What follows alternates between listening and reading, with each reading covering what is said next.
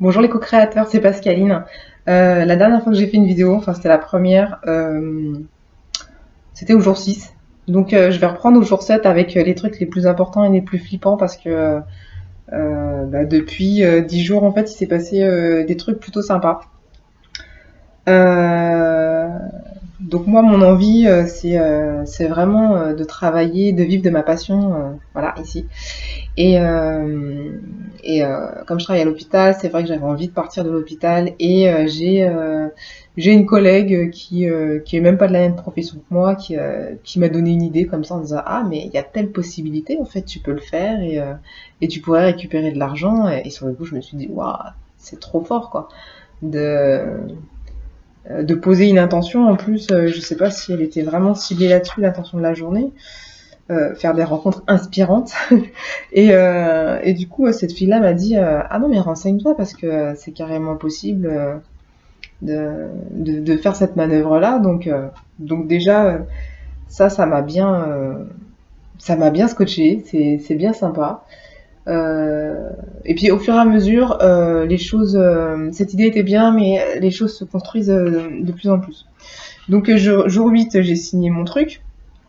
Mon attitude face aux riches, j'ai découvert que j'avais une belle attitude face aux riches. En fait, je suis pas jalouse, je suis pas envieuse, je suis contente pour eux.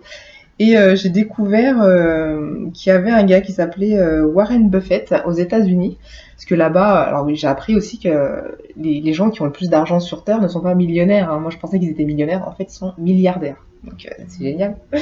Warren Buffett, il a créé un truc qu'il appelle le Giving Pledge en 2010. Et en fait, c'est pour solliciter un peu toutes les plus grosses fortunes de la planète à se délester de leur argent en faisant le bilan de ce dont la descendance a besoin pour vivre sur plusieurs générations ultra riches. Et puis le reste, le donner au Giving Pledge pour, je sais pas, pour des actions humanitaires, pour construire des choses à droite à gauche, enfin.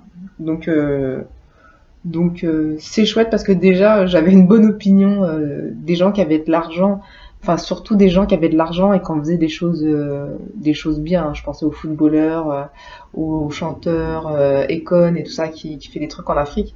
Mais là je trouve ça aussi super. Zuckerberg, il agit pour l'enfance et l'éducation. Michael Bloomberg, maire de New York, contre les armes à feu, le réchauffement climatique. Sergey Brin, je connais pas, mais respect des droits de l'homme et pour la maladie de Parkinson, parce que sa mère est atteinte de la maladie de Parkinson. Mais c'est des gens qui mettent des millions d'euros pour la recherche ou pour soutenir l'éducation. Moi j'aime bien. J'ai pas une mauvaise idée des riches. Je me dis que voilà, il y a des gens bien partout, qu'on ait de l'argent ou pas. De toute façon, c'est pas ça qui fait je vais pas dire le bonheur, mais c'est pas ça qui fait la noblesse d'âme, on va dire, le fait qu'on ait envie de donner ou pas donner, même quand on n'a pas d'argent, on donne, mais autre chose, une autre énergie que l'argent. Donc, euh, donc ça, ce jour 8, c'était bien sympa. Le plafond de verre du jour 9, euh, bah ouais, en fait, euh, un peu difficile de définir le plafond. Et puis finalement, si c'est venu, hein, je me suis mis un peu en auto-hypnose paf, il y a un chiffre qui est sorti. Je me suis dit, ah ouais, non, là, une somme comme ça sur mon compte en banque, c'est inimaginable, quoi. Donc j'ai été le faire en auto-hypnose. Je m'imaginais comment dire, sous un lac gelé avec le plafond de glace en fait, et puis avec le chiffre écrit en gros, le chiffre limite, et puis casser la glace et puis pouvoir sortir. Puis après je l'ai fait avec une bulle où j'étais dans une bulle avec cette somme-là, moins 1 euro je crois, et puis je fais grandir la bulle de plus en plus. Et, euh, et c'est top. Maintenant, c'est un truc, un blocage qui est passé. Jour 10, mon engagement, je sais plus ce que c'était. Euh,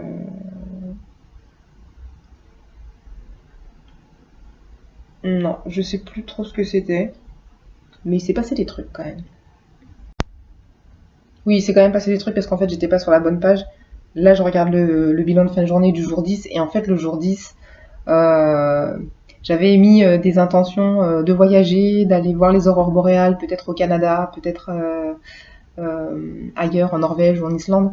Et en fait, jour 10, je me réveille et là, j'ai une copine qui vit à Montréal, je savais pas, et qui me dit qu'elle a rencontré une autre copine qui vit aussi à Montréal depuis plusieurs années. Et, le truc juste énorme, parce que c'est quelqu'un qui comptait énormément pour moi quand j'étais petite. Vraiment, ça fait 30 ans qu'on s'est pas vu. Et là, de me dire, waouh, elle habite à Montréal, alors que j'ai posé l'intention il y a quelques jours de mettre les pieds là-bas pour faire découvrir le monde à mon fils, pour voir les aurores boréales, peu importe, mais il faut que je voyage. Donc déjà, waouh. Donc après, j'ai parlé avec elle 30 ans après, via Messenger ou WhatsApp, je sais plus.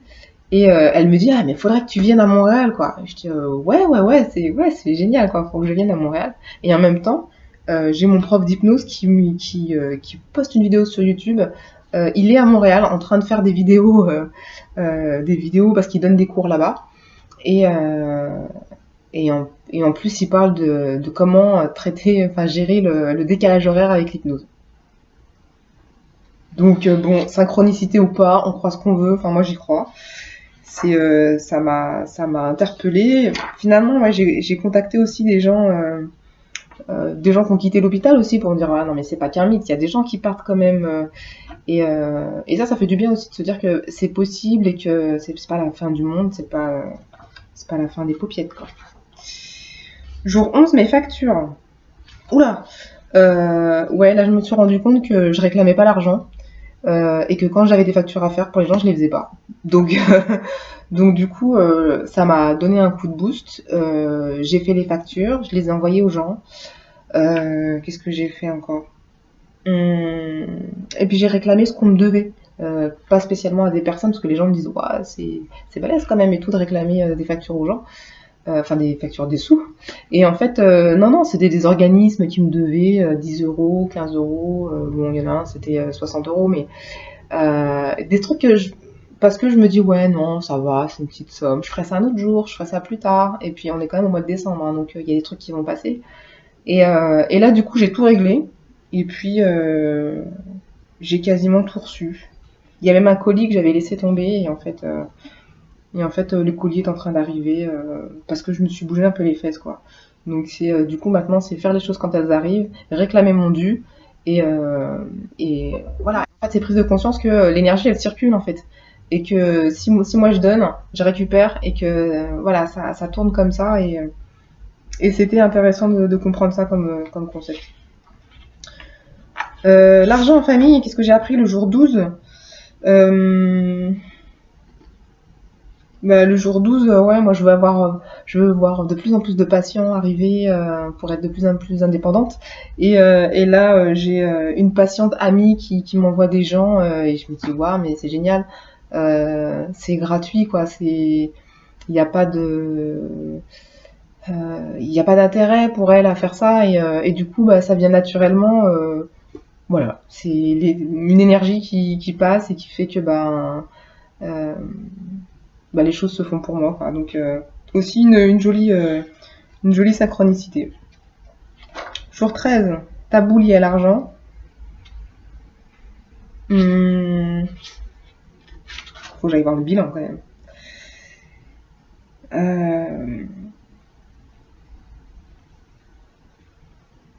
Ouais, je sais plus. Rien de particulier, jour 13. Si, j'ai rencontré des gens exceptionnels. Je pense que c'était mon intention aussi. Parce que je l'ai dit à une patiente à l'hôpital, rencontrer ou croiser des gens extraordinaires. Et j'ai rencontré une personne extraordinaire à l'hôpital qui m'a parlé de son parcours de vie. Et du coup, voilà, c'est des gens qui vont travailler à l'autre bout de la terre. Ça leur pose pas de problème. Voilà, des gens qui ont des valeurs, des gens qui ont... Ça fait du bien dans une journée. L'argent est sexy.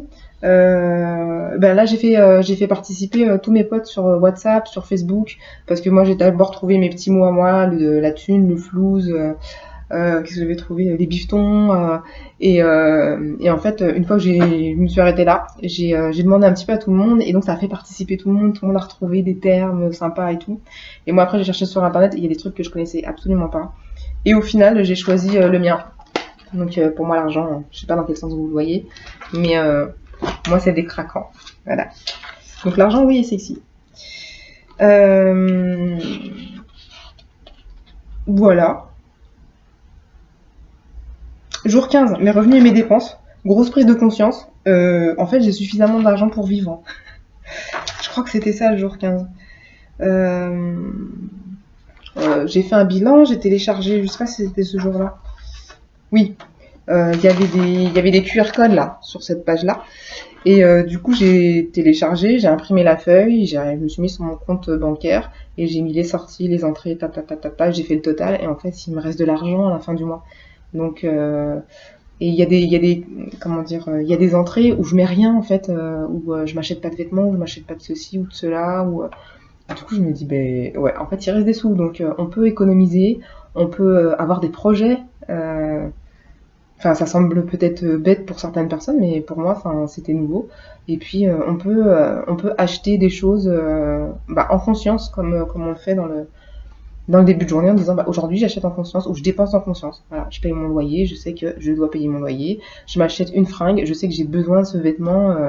Voilà, c'est pas du superflu, c'est pas one again, je fais n'importe quoi. Donc prise de conscience que on pouvait faire des choses et que on n'était pas là, quoi. Mais bon, les jours suivants m'ont fait comprendre pourquoi j'avais l'impression d'être à la rue, mais pas du tout. Jour 15, je ne sais point. Si, c'était ça. C'était ça, jour 15. Jour 16, gagné au loto. Je me suis sentie un petit peu... J'avais l'impression qu'on voulait me faire changer d'avis en disant non mais finalement, est-ce que vous avez vraiment besoin de cette grosse somme d'argent? Et ben j'ai eu un petit peu honte, mais j'ai dit ben ouais, parce que du coup j'ai des projets pharaoniques et il faut bien 10 millions d'euros pour faire des trucs comme ça. Donc j'ai fini par dire bah ouais, j'en ai besoin. Ouais. Et puis bon effectivement, apparemment la plupart des gens, comme ils disent à la fin là, du jour 16, la plupart des gens perdent leur pactole au bout d'1 à 2 ans. Bah j'espère pas, moi. J'espère que j'arriverai à m'entourer des bonnes personnes, de bons conseillers, et que si je gagne 10 millions d'euros, bah, j'arriverai à en faire un. J'arriverai à faire quelque chose de bien, à donner un peu au Giving Pledge. Voilà, ce serait cool, quoi. Au moins que ça serve à quelque chose, quoi. Que ce soit pas des lingots ou des craquants qui dorment comme ça pour rien. Voilà. Jour 16. On ne doit pas être loin, là.